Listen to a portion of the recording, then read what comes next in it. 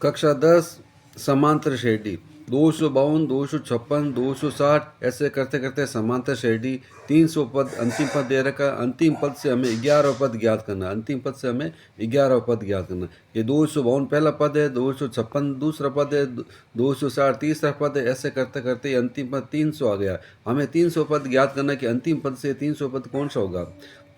तो हम प्रथम पद दे रखा है 252, तो हमने लिखा प्रथम पद ए बराबर 252। अब हम सार्व अंतर ज्ञात करते हैं। सार्व अंतर का मतलब डी ज्ञात करते हैं। डी कैसे ज्ञात करते हैं? दूसरा पद माइनस प्रथम पद। दूसरा पद में से प्रथम पद को हम माइनस करते हैं। दूसरा पद हमारे पास क्या दे रखा है? 252 दे रखा है। और प्रथम पद दे रखा है हमारे पास 200। दूसरा पद दे रखा है 256 और प्रथम पद दे रखा है 252 दे रखा है। तो हमारे पास यहाँ 252 है, इसको हम एक लिखते हैं। यहाँ पर एक है 200। प्रथम पद सार्वंतर का सूत्र हो गया दूसरा पद माइनस प्रथम पद। 256 में से 252 निकालते हैं। 256 तो हमारा दूसरा पद है और 252 है हमारे पास प्रथम पद है। 256 में से हमने 252 माइनस किया तो हमारे पास 4 बचा। ये 4 आ गया सार्वंतर। सार्वंतर कैसे ज्ञात करते हैं कि दूसरा पद माइनस प्रथम पद बराबर 4। दूसरा पद में से प्रथम पद माइनस कर दो तो ये सार्वंतर आ गया हमारे पास 4। तो अंतिम पद से 11 पद ज्ञात करना है। अंतिम पद से हमें 11 पद ज्ञात करना, तो फॉर्मूला हो गया एल माइनस कोष्टक बंद कोष्टक में n minus 1 into d. L दे रखा अंतिम पद। अंतिम पद हमारे पास क्या है? 300।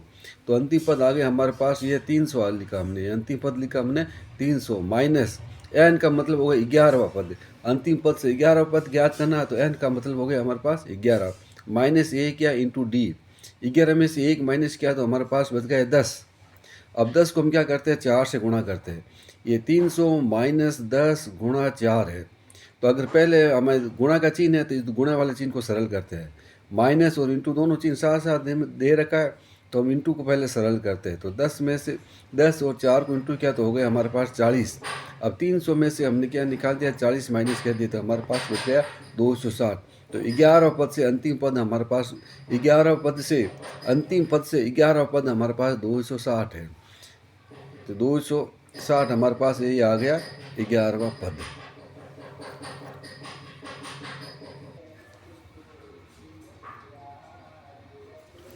अब हमारे पास दे रखा 14, 18, 22, 26 समांतर श्रेणी का कौन सा पद बहुत्तर है? हाँ या नहीं।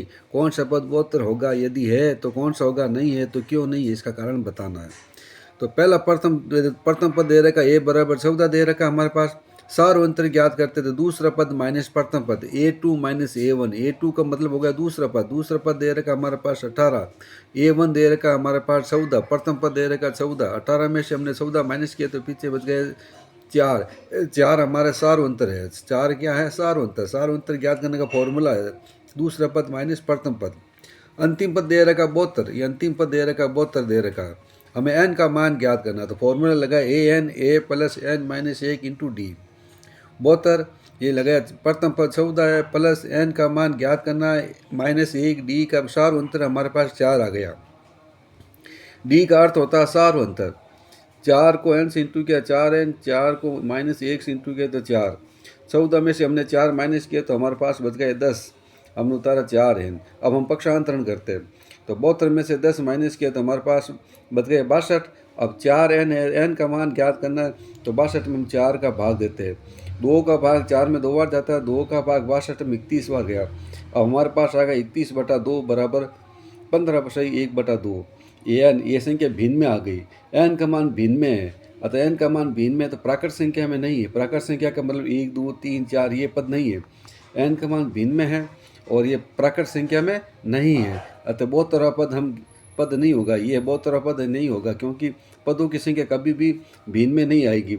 एकदम 1, 2, 3, 4 ऐसी प्राकृत संख्या है उसमें आएगी। तो ये बहुत तरह पद भिन्न में आ रहा है तो हम ये बहुत तरह पद ज्ञात नहीं कर सकते। इनका कोई मान नहीं होगा। ये सवाल है, बहुत इम्पोर्टेंट है और 1 नंबर का सवाल है। इस प्रकार के एक सवाल आते हैं।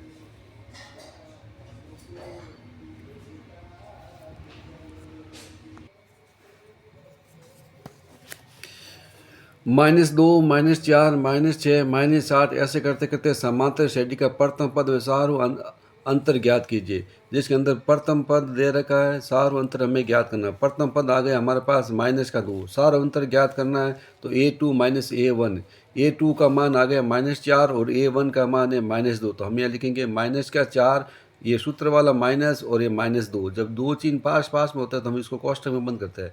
माइनस और माइनस को इंटू करेंगे तो हमारे पास आ जाएगा प्लस, ये माइनस फॉर्मूला वाला और ये -2 वाला, इनको दोनों को हम इंटू करेंगे तो हो जाएगा प्लस।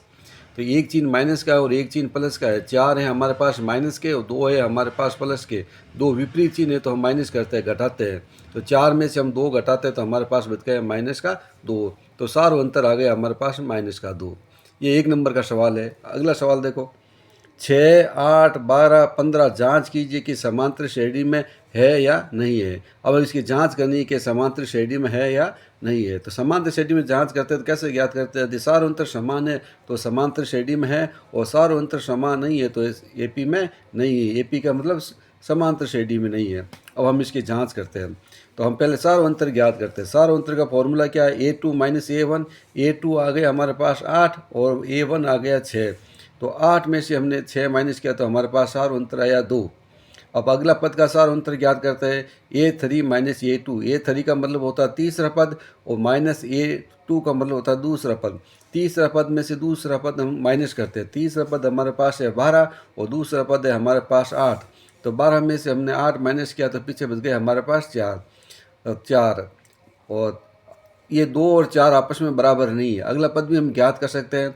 A4 - A3। A4 का मतलब होता है चौथा पद, A3 का मतलब होता है तीसरा पद। चौथे पद में से तीसरे पद को माइनस करते हैं तो हमारे पास आ गए, यहाँ चौथा पद 15 है और तीसरा पद हमारे पास 12 है। तो हमने 15 में से 12 माइनस किए तो हमारे पास कितने बच गए?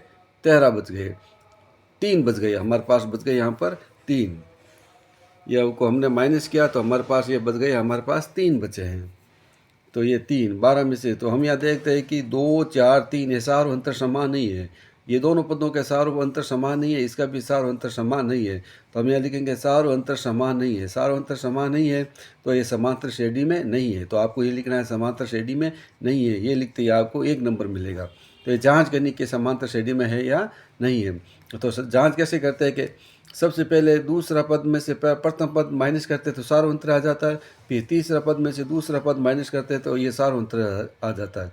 ये दोनों सार अंतर समान नहीं है। जब 2 और 4 बराबर नहीं है, सार अंतर समान नहीं है, तो ये समांतर श्रेणी में नहीं होगा। अगला लिखा, प्रथम पद दे रखा है 7, पदों की संख्या 10 और L का मतलब होता है अंतिम पद ये 70 है, तो 10वें पदों तक योगफल ज्ञात करना है। इसका हमें योगफल ज्ञात करना। प्रथम पद दे रखा 7 और सार अंतर D दे रखा है A2 - A1 होता है, लेकिन ये समांतर श्रेणी में नहीं है तो D हमारे पास नहीं दे रखा है। पदों की संख्या n बराबर 10 है। n का मान दे रखा हमारे पास 10 है। अब अंतिम पद दे रखा L, L का मतलब होता है अंतिम पद, जो 70 दे रखा, तो हमने ये लिख दिया 70। अब 10वें पदों तक योगफल ज्ञात करना है तो इसका फॉर्मूला हुआ है n/2a + L। n का मान है 10/2, 10 में 2 का भाग है 5 बार। प्रथम पद हमारे पास दे रखा है 7, a का मतलब होता है प्रथम पद, तो हमारे पास दे रखा ये 7 है, प्लस L दे रखा हमारे पास 70, ये लिखा हमने यहाँ L का मान 70। 10 में 2 का भाग 5 बार गया और 7 और 70 को जोड़ दिया तो हो गया 77 और इसको हमने इंटू कर लिया तो हमारे पास आ गया 375। 7 पंजा 35, 35 2 37, 375। तो हमारे पास ये आ गया 10वें पदों का योगफल है। छोटा सवाल है, 1 नंबर का सवाल बनता है, तो इस प्रकार का ये सवाल आता है। तो हमें दे रखा है प्रथम पद दे रखा होता है, पदों की संख्या दे रखी है और हमारे पास ये दे रखा है अंतिम पद दे रखा, तो इस प्रकार से ये ज्ञात करते हैं। हमने जो ये 3 सवाल लिख के रहे, ये सवाल 1-1 नंबर के सवाल है, ये भी 1 नंबर का बनता है और ये भी 1 नंबर का सवाल है।